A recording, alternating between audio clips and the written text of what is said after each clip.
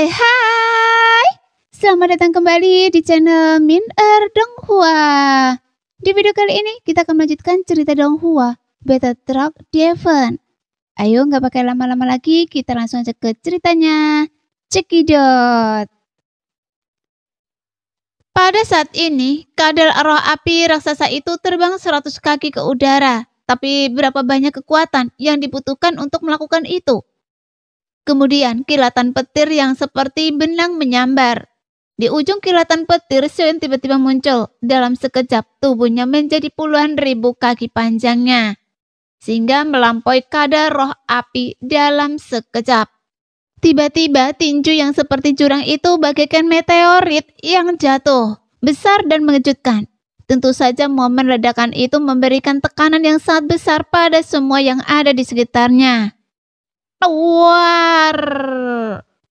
Di bawah suara ledakan itu, kadar raksasa roh api itu tidak bisa menghindari pukulan ini, tetapi tubuhnya melengkung menjadi seperti bola, dan tinju Xiaoyan mengenainya dengan tepat di tengah.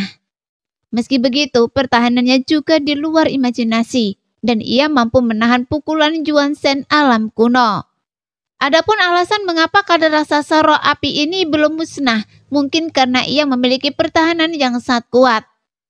Saat ini, setelah terkena pukulan Xiaoyan, dia langsung berubah menjadi bola dan menghantam magma dan keras.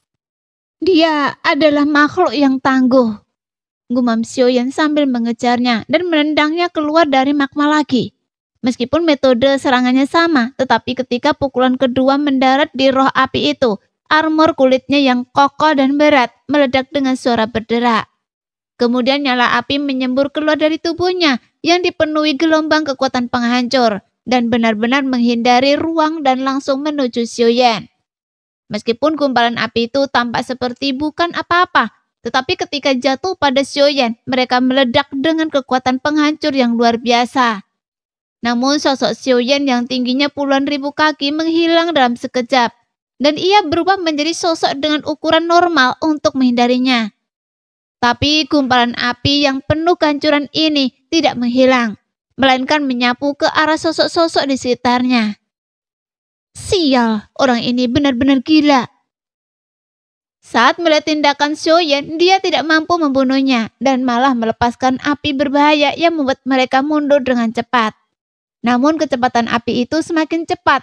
Dan baru setelah ia mengejar jauh, api itu membentuk ledakan yang sangat dahsyat.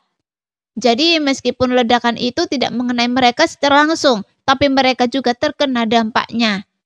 Bahkan King Wuya dari pavilion Ciusuan, Jindan, segera membawa 2 orang di sampingnya dan melesat mundur. Dan pakaian mereka hancur berkeping-keping. Dan mereka semua terluka karena dampak ledakan tersebut.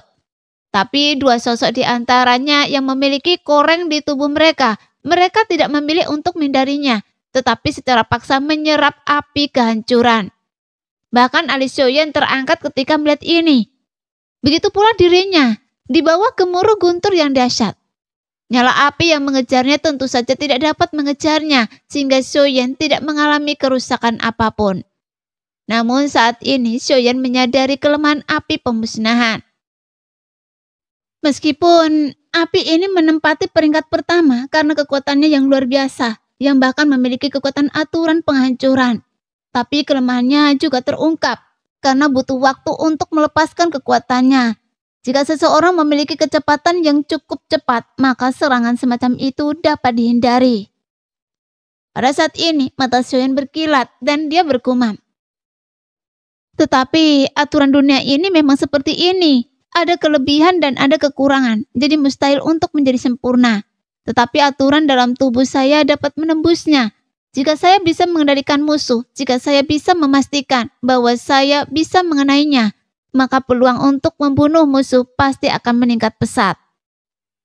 Setelah Xiaoyan tertegun sejenak dengan pukulan ketiganya, Xiaoyan yang tidak terpengaruh mendekati kadar raksasa roh api itu lagi dengan kecepatan tinggi. Setelah 2 pukulan dari Xiaoyan, ia sudah berada di ambang batasnya. Jika tidak ada hal tak terduga yang terjadi, maka pukulan ketiga akan membunuhnya. Saat Xiaoyan tiba-tiba muncul di dekat kadal roh api, Namun dua tim yang mengincar kadar raksasa roh api lainnya yang lemah juga menguncinya. King Wuya dan Jinsu ingin merebutnya.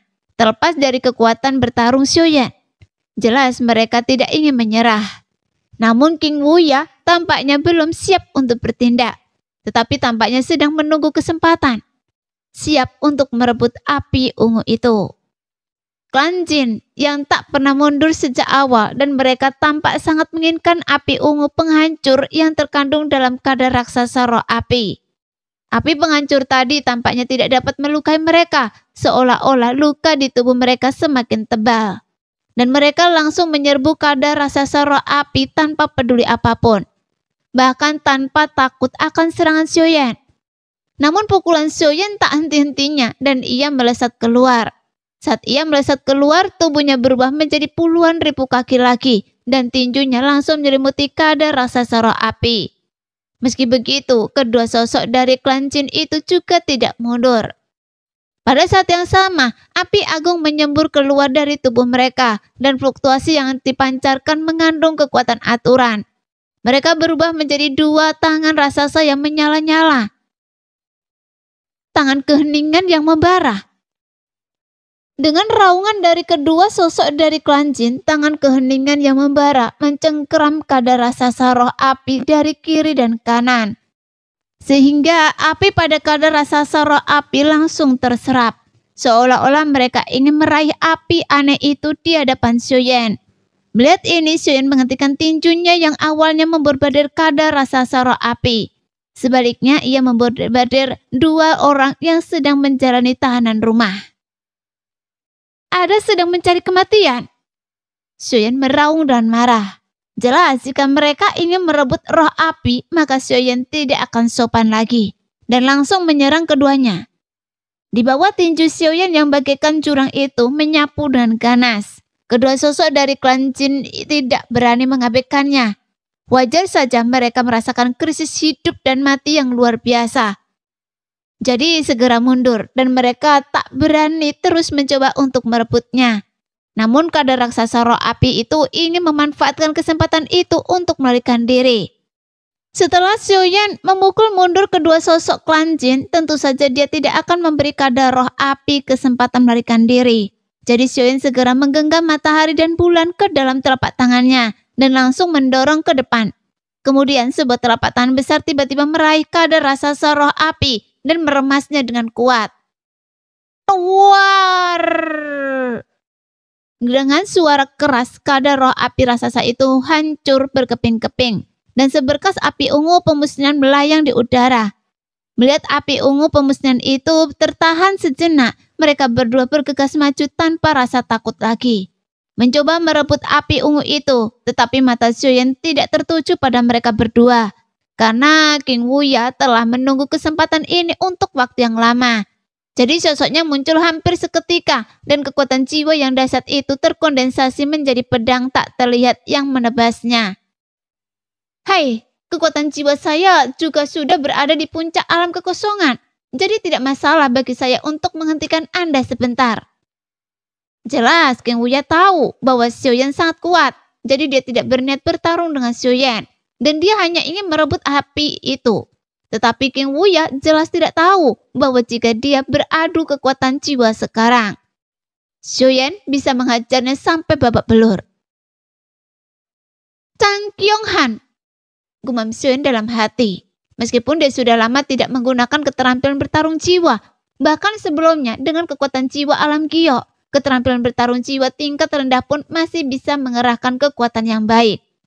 Sekarang, serangan jiwa ini tidak hanya ditunjukkan pada King Wuya, tetapi juga pada dua tahanan rumah. Sehingga sebanyak 5 orang tiba-tiba menunjukkan ekspresi terkejut di wajah mereka. Ketika mereka melihat api ungu kehancuran, mereka seolah melihat hal yang paling mereka takuti dalam hidup mereka, dan segera mundur. Mereka bahkan ketakutan sampai berteriak.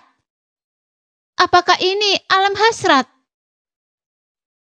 Pada saat ini, Xiuyan segera melangkah maju dan membuka mulutnya, kemudian langsung menelan api ungu pemusnahan ke dalam tubuhnya. Pada saat yang sama, api ungu pemusnahan kedua muncul di bawah 7 elemen. Saya tidak tahu ada berapa banyak api ungu, tapi saya hanya punya firasat samar bahwa api ungu ini tidak terlalu murni. Sepertinya terkondensasi sendiri di sini.